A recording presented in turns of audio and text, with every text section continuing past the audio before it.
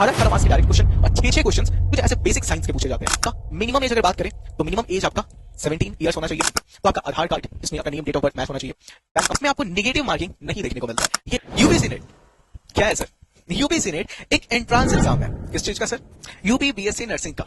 BSc nursing एक nursing का course जिसमें आपको नर्सिंग के सारी चीजें पढ़ाई जाती हैं, लेकिन उसके एंट्रेंस के लिए आपको एक एग्जाम देना होता है, एंट्रेंस एग्जाम, जिसमें आपके 12 से रिलेटेड सारे सब्जेक्ट्स आते हैं।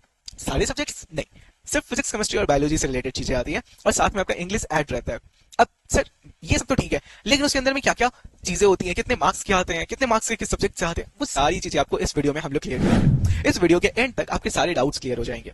तो यूपी बीएससी नर्सिंग एक स्टेट लेवल एग्जाम है जो कि यूपी में गवर्नमेंट कॉलेजेस या फिर प्राइवेट कॉलेजेस में बीएससी नर्सिंग कोर्स के एंट्रेंस के लिए, एनरोलमेंट के लिए आपको एग्जाम के थ्रू जाना पड़ता है। एग्जाम के मार्क्स के बेसिस पे आपको कॉलेजेस अलॉट होते हैं, गवर्नमेंट कॉलेजेस और प्राइवेट कॉलेजेस। ठीक है, चलिए बाकी की बातें इस वीडियो में हम लोग आगे बताते हैं।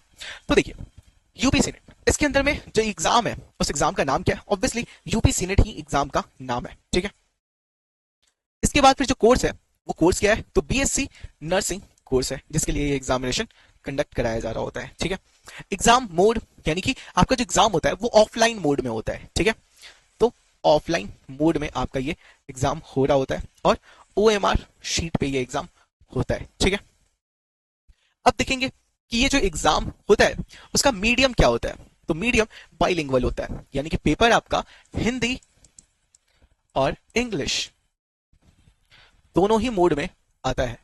तो आप जो भी एग्जाम के मतलब जब आपके एग्जाम का पेपर होगा आप हिंदी सिलेक्ट कीजिएगा तो आपका हिंदी और इंग्लिश दोनों ही मोड में आपको क्वेश्चंस मिलेंगे। ठीक है, आप इंग्लिश देना चाहो तो, हिंदी देना चाहो तो भी। इसमें आपको नेगेटिव मार्किंग नहीं देखने को मिलता है, ये एक बेटर पार्ट है। ठीक है, टोटल नंबर ऑफ क्वेश्चन जो आपका रहता है वो आपका टोटल 120 मार्क्स के क्वेश्चंस रहते हैं, मतलब 120 क्वेश्चंस रहते हैं और हर एक क्वेश्चन 1 मार्क्स का होता है। तो इस तरीके से आपको टोटल 120 मार्क्स के क्वेश्चंस देखने को मिलते हैं।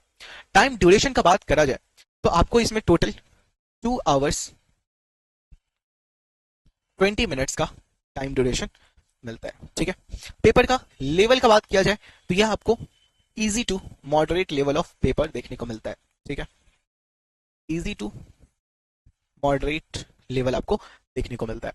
तो ये सारे आपके डिटेल्स हो गए यूपी सीनेट को लेकर के। यहीं पे सब्जेक्ट वाइज बात किया जाए तो आपका 5 सब्जेक्ट से इसमें पूछा जाता है। पहला जो सब्जेक्ट होता है आपका जो मेजर, वो आपका फिजिक्स, केमिस्ट्री और बायोलॉजी। इसके अलावा आपका नर्सिंग एप्टीट्यूड एक नया सब्जेक्ट ऐड किया गया है, नर्सिंग एप्टीट्यूड। ठीक है, वहीं पे नेक्स्ट आपका जो सब्जेक्ट है वो है इंग्लिश। ठीक है, तो ये 5 सब्जेक्ट से आपसे क्वेश्चंस पूछे जाते हैं। वैसे तो देखा जाए तो 5 सब्जेक्ट से आपके 24 मार्क्स के क्वेश्चंस आते हैं, यानी कि टोटल 24 नंबर क्वेश्चन आते हैं। लेकिन यहां पर पॉइंट ये आता है कि फिजिक्स, बायोलॉजी और केमिस्ट्री से 18 मार्क्स के डायरेक्ट क्वेश्चन और 6 क्वेश्चंस कुछ ऐसे बेसिक साइंस के पूछे जाते हैं, यानी इन्हीं तीनों से पूछे जाते हैं। तो एक छठा सब्जेक्ट आपका बन जाता है बेसिक साइंस। ठीक है, जिसमें आपसे टोटल 6 इन तीनों से मार्क्स निकलते हैं।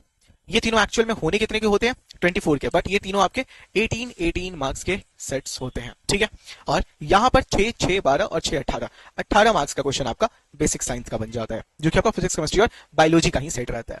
उसी में केमिस्ट्री के बाद आपका इंग्लिश में टोटल 24 क्वेश्चंस और नर्सिंग एप्टीट्यूड में आपका 24 क्वेश्चन ऐसा रहता है। ठीक है, अब इसमें अगर बात करें कि इस एग्जाम में कौन कौन से बच्चे बैठ सकते हैं, तो जो 12th में फिजिक्स, केमिस्ट्री और बायोलॉजी लिए होंगे मेन सब्जेक्ट, वही स्टूडेंट्स इस एग्जाम में बैठ सकते हैं और मिनिमम आपका 45% मार्क्स होना चाहिए, तब आप इस एग्जाम में बैठने के लिए एलिजिबल हैं। ठीक है, अब आगे देखिए अगर तो क्वालिफिकेशन की बातें करी जा रही है तो वही है 12th पास आप होने चाहिए, बॉय और गर्ल दोनों के लिए ये एग्जाम। एज लिमिट आपका मिनिमम एज अगर बात करें तो मिनिमम एज आपका 17 ईयर्स होना चाहिए, वहीं पे मैक्सिमम एज आपका 45 ईयर्स होना चाहिए। ठीक है, मतलब मैक्सिमम का एक 45 लिमिट है। ठीक है, वहीं पे कॉलेज की बात करें, कॉलेज की बात करें तो कॉलेज आपको कौन कौन सा मिलता है? तो आपको गवर्नमेंट कॉलेजेस मिल सकते हैं और प्राइवेट कॉलेजेस भी आपको यहां पर से एग्जाम के बाद अलॉट होते हैं।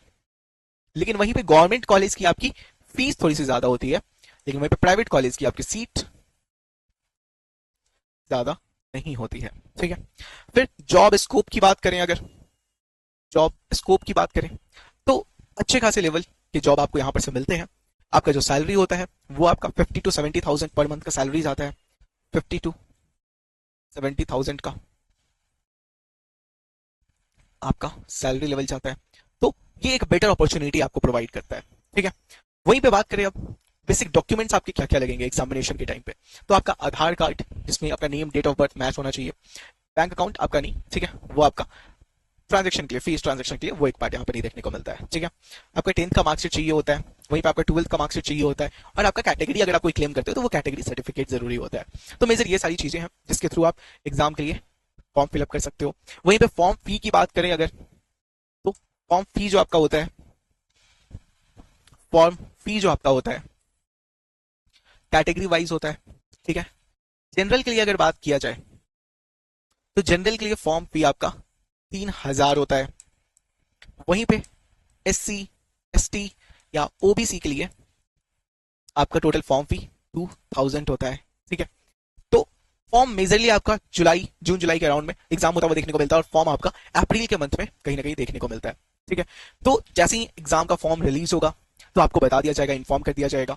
यहाँ पे इसी चैनल पे सब्सक्राइब करके रखिए, इस चैनल के थ्रू आपको अपडेट किया जाएगा वीडियो के माध्यम से, और आप हमारे टेलीग्राम पर जुड़ सकते हैं। डिस्क्रिप्शन में आपको टेलीग्राम का लिंक मिल जाएगा, पिन कमेंट में आपको टेलीग्राम का लिंक मिलेगा, उस टेलीग्राम पे आप हमारे साथ में जुड़े रहिए, सारी वीडियोस के अपडेट्स आपको टाइम टू टाइम मिलते रहेंगे। ठीक है, so all the very best, तैयारी अच्छे से करते रहिए, और फर्दर अपडेट्स आपको यहीं इसी चैनल पे हमारे थ्रू मिलता रहेगा। Thank you.